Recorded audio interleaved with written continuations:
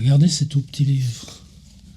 Ils sont vraiment tout petits. Encore je les ai mis par ordre décroissant. Voilà, une échelle de comparaison. Ils ont quoi comme point commun? Ils viennent de l'armoire de mon grand-père maternel. Ça, on y allait une fois par mois. Pour les enfants, on était un peu laissés dans notre coin. Mais dans le sanctuaire du grand-père, il y avait cette armoire avec 2 portes de verre. Elle est toujours là, mais disons qu'en gros, elle ne sert plus à rien. Elle est recasée au fond d'un grenier. Puis malgré tout, petit à petit, j'ai réussi là, c'était la dernière fois, j'ai réussi à retrouver ce tout petit là, qui était perdu dans des papiers. C'est mon cousin Jean-Claude qui est à la maison, c'est pour ça qu'elle est restée depuis 50 ans. Pareil, mais il dit, la maison l'est à moi, mais pas ce qu'il y a dedans. Il m'a laissé l'emmener. Ça s'appelle Les Maîtres du Sonnet. Et c'est des tout petits poèmes à tenir dans la poche. Alors tout ça, j'en ai parlé plusieurs fois, mais la question rétrospectivement, c'est se dire, si enfant, justement, parce qu'il n'y avait pas ces dimanches après-midi où de toute façon on n'avait rien à faire, que tu ouvrais l'armoire, il y avait des photos, des appareils stéréoscopes, il y avait une collection de timbres, beaucoup de choses à quoi on n'avait pas le droit de toucher de toute façon. Ça, c'était ma grande aventure. Paul Verlaine, poème choisi. Il y a sur une espèce de papier Bible, presque transparent. Charleroi, dans l'herbe noire, les kobolds vont, le vent profond pleure, on veut croire. Quoi donc ce soir, l'avoine siffle, un buisson gifle, l'œil au passant, plutôt des bouges que des maisons, quels horizons de forges rouges. On sent donc quoi? Des gares tonnent, les yeux s'étonnent. Où? Charleroi. Parfum sinistre, qu'est-ce que c'est? Quoi? Bruit sec comme des sistres. Sites brutaux, ô votre haleine, sueur humaine, cri des métaux. Dans l'herbe noire, les kobolds vont, le vent profond pleure. On veut croire. Alors étonne-toi que Charleroi, ça reste la capitale européenne du slam aujourd'hui encore. Et puis, dans ce papier Bible, à quelques endroits, il n'y a pas Verlaine sans quelques poèmes érotiques. Et ce livre, j'avais toujours rendez-vous avec lui. Et j'ai fini par le voler. Il est toujours en ma possession. Alors, c'est dans cette bibliothèque. Alors, je ne l'ai pas. Et c'est un drôle de paradoxe avec ces vidéos, le fait de les faire au quotidien, c'est qu'il vient une intuition, tu suis l'intuition, tu pars à rechercher sur les sites de bouquinistes, puis tu trouves que finalement, cette vague intuition, elle a vraiment existé. Je viens de commander pour 18 balles un Edgar Poe, Le Scarabée d'or et autres histoires extraordinaires, traduite par Charles Baudelaire, de 1954. Moi, je suis de 1953, mais j'avais 10, 11 ans. Mais en tout cas, je sais que c'était avant 1964. Donc, c'était à l'époque CM1, CM2, mais pas la sixième. La sixième, on avait déménagé. Puis ensuite, ce serait Jules Verne, etc. Je reviendrai à la même armoire, mais pour Balzac. Mais bien plus tard, bien plus tard.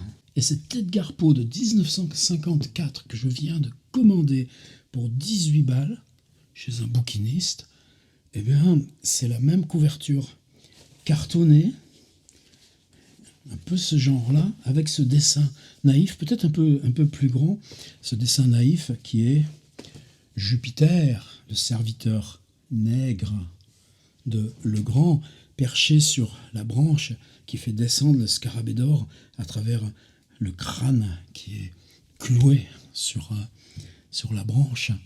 Et c'est ce livre qu'un dimanche, à 10 ans, parce qu'il était petit, j'ai pris, et là, sur place, probablement là, assis par terre, sous l'armoire, directement, j'ai lu. Combien de temps il faut pour lire le Scarabée d'or? Je sais pas. Alors, empilons les histoires. Par exemple, ce matin, la vidéo, le rendez-vous du matin, c'est la vidéo Un grain de lettres. Ça vous suffit pour aller la trouver, Azélie Fayol. Et Azélie sort une incongruité, heureusement, c'est rare les incongruités chez elle. Elle dit « Je fais des vidéos improvisées parce que je ne veux pas faire de montage ». Et moi, tout d'un coup, ça me frappe. Le montage, j'adore, mais j'ai mis des années avant de me dire « Mais vas-y, fais-le, le montage ». J'ai commencé avec iMovie, bon, maintenant j'ai progressé, c'est Final Cut, etc. Mais il faut bien s'y mettre.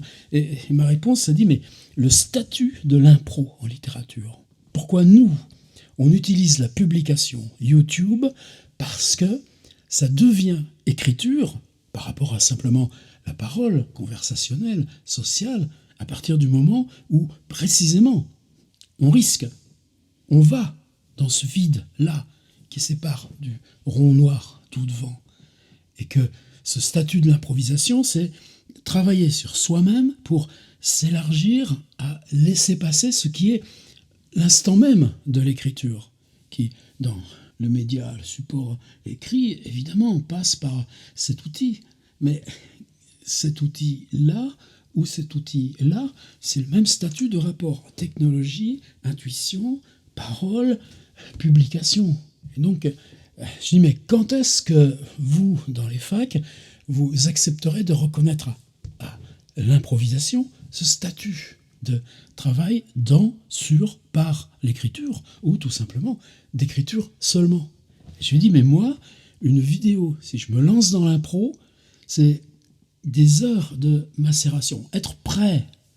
Tu comprends, une pièce de théâtre, tu la joues pas à n'importe quelle heure. C'est ce que j'ai retenu peut-être de meilleur de ces années où j'ai eu la chance de fréquenter du théâtre, et du beau et du fort avec des gens bien. C'était avec Charles Torgeman et d'autres. C'était ces moments de l'avant-joué, ces rituels, celui qui arpente le plateau des heures en marmonnant silencieusement. Celui qui tout simplement se met par terre dans la coulisse, mais au bord même du plateau, et dort. Mais il se réveillera à temps pour jouer, tu crois, etc., etc. Donc ce moment de la bascule dans l'impro, pour moi, c'est beaucoup plus long avant la vidéo qu'une fois qu'elle est faite, là, que tu la mets dans l'ordi, que tu repères, tu pistes son, tu mets ton petit compresseur, tu mets ton petit contraste, etc. Puis t'enlèves les bidouilles, les bafouilles, les parce qu'il y en a. Et donc on reglisse. C'était le 22 novembre. À Paris, il y a un musée que très peu de gens connaissent. Même moi, je ne le connaissais pas avant que Cécile Caillol m'invite. Premier confinement. C'était le 16 mars. On devait faire quelque chose sur Proust, en impro. Et puis, je suis resté avec mon Proust là. Bon, je me suis rattrapé ici, sur ma chaîne. Vous savez, premier confinement, j'ai fait 30 fois une vidéo sur un point précis de la recherche. C'était ce dépli. Et là, Cécile me dit, écoute, la prochaine expo, c'est sur le fantastique, la peinture fantastique, le 19e, la peinture fantastique dans le 19e, tu viens et tu me parles, toi, de ce que c'est pour toi en littérature. Et ça devait être le 22 novembre. Et hop, une glissade. Alors toujours aussi gentille, elle me dit, mais tu peux me faire une vidéo de 6-8 minutes, puis on la met sur le site.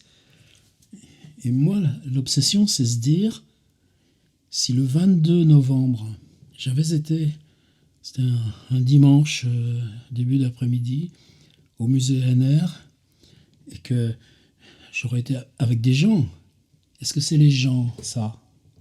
Oui ou non? Oui ou non? Je ne peux pas trancher. C'est un vers soi-même, et le vers soi-même, c'est prendre de soi-même le jeter autre, et le jeter autre, il faut un point d'appui. Je pense que quand on est en public, en plus, souvent avec l'éclairage, on ne voit pas les visages, et puis de toute façon on est trop là, mais ces présences éclatées dans l'espace, dans le temps qui nous rassemble, sont cette espèce d'accroche plurielle de cette galaxie d'autres qu'on extrait provisoirement de soi, et qui crée cet espace de parole avant que ça retombe. C'est pour ça qu'on est toujours dans un sale état quand ça finit. Et je crois que là, dans la vidéo, c'est pour ça aussi que j'aime bien travailler à une caméra plus une caméra, ce soi éclaté, on peut arriver à le vivre un petit peu de la même façon. Donc ce qui te revient, c'est qu'est-ce que j'aurais dit le 22 novembre? Et je crois que forcément, j'aurais commencé par, non pas les petits bouquins, mais par le Scarabée d'or. Alors qui j'étais? Qu'est-ce que je lisais à 10 ans? Je lisais évidemment depuis longtemps. Pour moi, l'expérience que je nomme écriture, que je nomme littérature, elle a commencé avant de savoir lire, j'en ai déjà parlé. Il y a aussi le fait de ces discours improvisés, je pense tout simplement dans le rapport flou à ce qui vous entoure, des myopiques à l'époque on corrigeait assez tard. Et c'est une espèce de dialogue où cette position de l'autre à côté de soi, elle est déjà active avant la question même de l'acquisition du lire-écrire. Et évidemment, les livres d'enfants, j'ai eu cette immense chance de jamais en être privé. Même aujourd'hui, là, dans le sous-sol, il y en a encore. Il y a une dette, c'est-à-dire, pour lire, il faut déjà lire. Vous savez, on le dit, pour écrire, il faut déjà écrire. Il y a aussi ce truc de pour lire, il faut déjà lire. Et le moment où on rembraye sur écrire, ça aussi, ça rejoint Edgar Poe. Est-ce que tu as le choix dans les différentes disciplines? T'aimerais bien penser la philo, t'aimerais bien jouer la musique, t'aimerais bien... Non, parce que il y a ça qui s'est passé avant tes 11 ans, avant tes 12 ans. Mais Edgar Poe a été une rupture. Tout d'un coup, c'était plus les livres d'enfants. Le Grand Maune, je l'ai découvert dans cette période. Je pense que le Grand Maune, je l'ai aussi découvert cette même année, c'est-à-dire, et aussi Jules Verne, les premiers grands Jules Verne. Le Tour du monde en 80 jours. Wow. Pour nous qui bougions pas de notre Vendée. Vous vous rendez compte? Donc c'est une vague qui s'est faite comme ça par des choses comme mer qui monte. Quelque chose de noir et opaque qui est ici, quelque chose de noir et opaque qui est ici, quelque chose de trouble qui est ici. La lecture, c'est trouble, c'est malsain. C'est bien pour ça qu'on est pris dedans. Et puis tout d'un coup, un dimanche, mais oui, alors que tout ça, c'était déjà amorcé. C'est compliqué, Edgar Poe. Ben oui, mais j'étais prêt, justement, parce que Grand Maune, parce que tout ça, et Grand Maune aussi, fantastique. Ce petit livre, mais que j'aurai que dans 8 jours, mais je ne veux pas attendre. Scarabée d'or. Là, je ne le relis pas souvent, le Scarabée d'or. Il y a des points dans Edgar Poe, et je crois que ça reviendra ici, c'est ça. C'est quoi je fais là? C'est un testament, c'est une sorte de... À mesure je peux effacer dans mon site, à mesure je peux retirer du commerce tout ce que je peux de mes propres bouquins, effacer tout ça, ça s'efface tout seul de toute façon. Mais gardez ça. Et si je garde ça, l'idée d'en faire une par jour, ça veut dire qu'on peut revenir à un thème. C'est-à-dire quand je recevrai ce livre-là dans 5-6 jours, qui est l'édition de 1954 avec l'illustration qui m'a fait découvrir Edgar Poe, je crois que on y reviendra, on réouvrira. Ne tombe pas.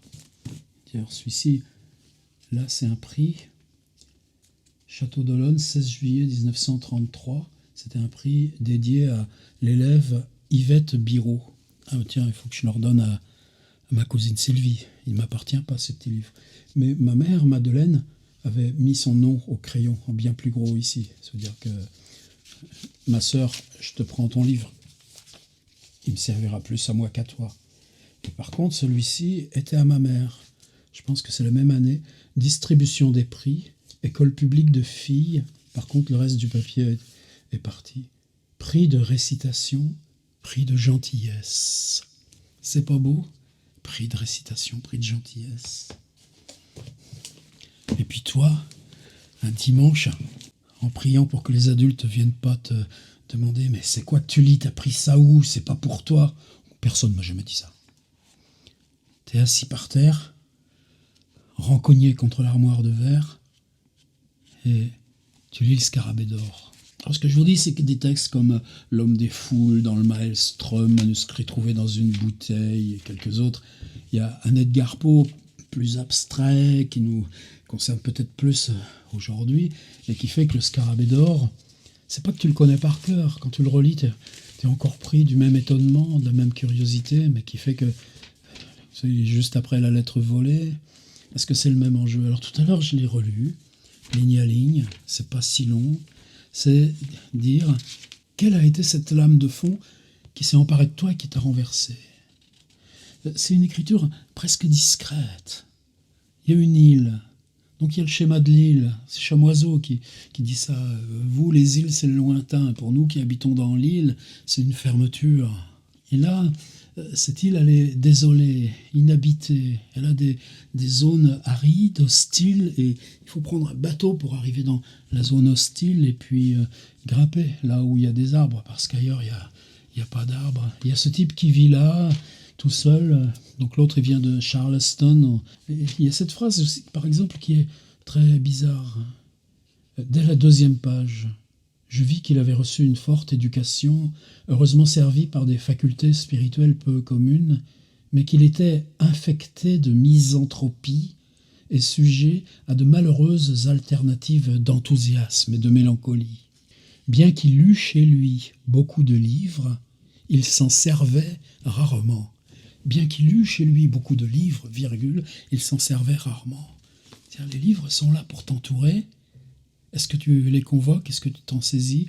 Non, il reste à distance. Et puis là, il y a cette scène, c'est ça, moi, qui me surprend aujourd'hui. C'est un petit peu aux antipodes de comment on cherche, nous, à pulser le récit. Tous ces discours normatifs sur les séries ou tous ces machins de scénarios. Il se passe presque rien. D'ailleurs, le narrateur arrive chez son copain, là, le grand, et il n'est pas là.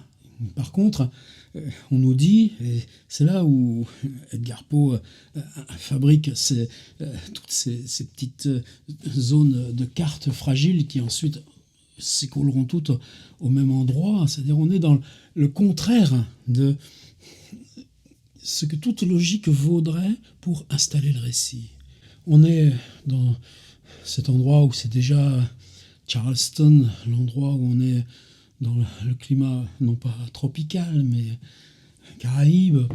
Je sais plus, je dis des bêtises, peut-être pas, mais on nous dit qu'il n'y a jamais besoin de faire du feu, mais que par contre, rarement, il y avait des journées froides, et que là, quand il arrive, il y a un feu dans la cheminée. Donc vous voyez, on est déjà dans de l'arbitraire, du hasard. Puis finalement, le gars arrive, et puis on raconte une histoire. Il est content, il a trouvé un bivalve, c'est-à-dire un coquillage. Bon. Et puis il y avait aussi un scarabée. Attendez, ah mais il l'a pas, parce qu'il l'a laissé aux militaires du fort militaire dont on découvre l'existence à l'autre bout de l'île. Et donc, il n'y a rien. Et il dit, attendez, je vais vous le dessiner. Et puis là, autre hasard. Il y a un chien, le grand, il a un chien. Le chien, il arrive et il voit qu'il y a le copain, là, le narrateur. Il vient, et à cause de ça, le papier tombe. Il est près du feu, quand il ressort le papier, il regarde le dessin, et puis là, il lui dit, mais ton scarabée, il ressemble à une tête de mort. L'autre est très vexé, évidemment. Il dit, mais tu vois bien qu'il y a il n'y a pas d'antenne. Et il se vexe. Et puis, on était sur le truc que le narrateur va rester là et que le lendemain matin, ils iront récupérer le scarabée. Il veut absolument lui montrer ce scarabée. Ben, finalement, il voit qu'il a vexé le gars avec son histoire de dessin, il s'en va. 1 mois, pas de nouvelles. Voilà, c'est ça le début du scarabée d'or. Bon, bah dis donc. Puis ensuite, le Jupiter, nègre, bon nègre. On nous dit qu'il était esclave, qu'il avait été libéré, mais bon, qu'il n'avait rien trouvé de mieux dans la vie que de devenir esclave de son propre fait. La position d'Edgar Poe, elle est un peu ambiguë, mais il y a quand même une mise en instabilité, en question. Mais évidemment, là je travaille sur Lovecraft, New York Times 1925, Negro, c'est toujours l'expression officielle de l'Amérique. Donc pour Baudelaire, on se pose pas de questions là-dessus. Ben, le gars, il est venu en ville, à Charleston, acheter des pelles, des pioches, etc. Et il dit, mon maître, ça va pas bien. Et ensuite, le scarabée d'or. Ça démarre. Ça démarre, mais ça démarre, là, par un récit action. C'est-à-dire, on revient dans l'île, il y a cette expédition qu'ils font ensemble, il y a ce crâne sur l'arbre, il y a le scarabée qui ne sert à rien, ça pourrait être n'importe quel fil à plomb, mais ce scarabée qui est lourd, on le fait descendre par un fil depuis l'œil gauche du crâne, et là, sur le sol, ça donne un point à partir duquel on pourra géométriquement trouver là où, effectivement, est le trésor. Mais le paradoxe, c'est qu'au moment du trésor, ouais, c'est super, pensez à ce que Stevenson fait dans l'île au trésor, pour ce truc où il n'y a plus rien. Là, on a tout, mais on n'en fait rien. Qu'est-ce qu'ils en ont besoin, puisque ce type, même les livres, il les a abandonnés pour vivre tout seul, dans son île, déserte, hostile, solitaire.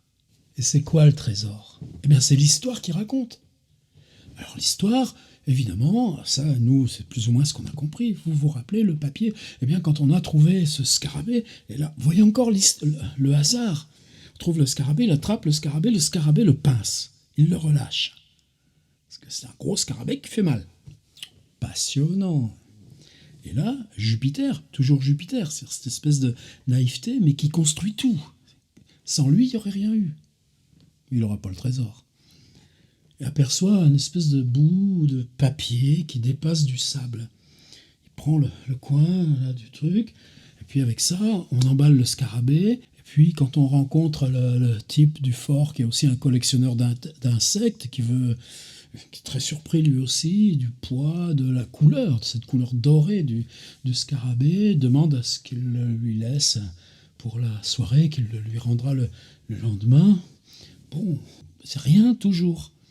Et puis, le bout de papier, il dit j'allais le jeter, je l'ai gardé dans ma poche. Au moment de dessiner, là, je m'en suis servi.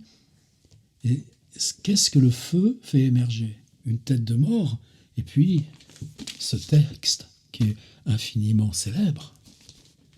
Si je le lis, 5, 3, plus, 305, parenthèse, 6, astérix, point virgule, 48, 26, parenthèse, 4, parenthèse, 4, parenthèse, point virgule, 806, astérisque, point virgule, 48, plus, 8, paragraphe, 7, texte crypté, texte codé. Et est-ce que toute écriture, est-ce que tout conte, est-ce que toute fable, pour nous, n'est pas un texte codé? Les poèmes érotiques de Verlaine trouvés dans ce petit livre, qui n'est pas un livre méchant, mais avec cette idée de papier Bible si fin, et que la poésie, ça peut être si mystérieux, quand tu es enfant, et qui fait que tu le subtilises pour garder en ta possession. Le poème érotique... L'amour est infatigable, il est ardent comme un diable, comme un ange, il est aimable, l'amant est impitoyable, il est méchant comme un diable, comme un ange redoutable, il va rôdant comme un loup autour du cœur de beaucoup, et s'élance tout à coup, poussant un sombre ou soudain le voilà roucoulant, ramier, gonflant son cou, puis que de métamorphose, lèvres rouges, joues roses. Mou, guerre, immorose, et pour finir moult choses, blanche et noire, effet et cause, le lys droit, la rose éclose. Paul Verlaine, cher. Ce qui permet d'extraire les trésors à travers l'œil vide du crâne, dans la zone la plus hostile de l'île. C'est un message crypté, codé, indéchiffrable, et qui vous vient par le hasard d'un texte qui le contient, mais où il n'était pas visible. Et quand il est visible, il est incompréhensible. Et c'est ça l'histoire qu'à la fin, on raconte. Comment il a réussi à décrypter. The tree, point virgule 4, point d'interrogation 34, the tree, point virgule, point d'interrogation 3, HV, the tree, HV, etc., etc. Et ce qui est fascinant aussi, c'est que Baudelaire joue avec l'anglais et garde l'anglais. Donc, je ne saurais jamais où se serait embarquée la conférence sur le fantastique lancée le 22 novembre. Mais je sais que, à se demander ce qui se serait passé, ici ensemble, on va faire un sacré voyage. continue dès demain.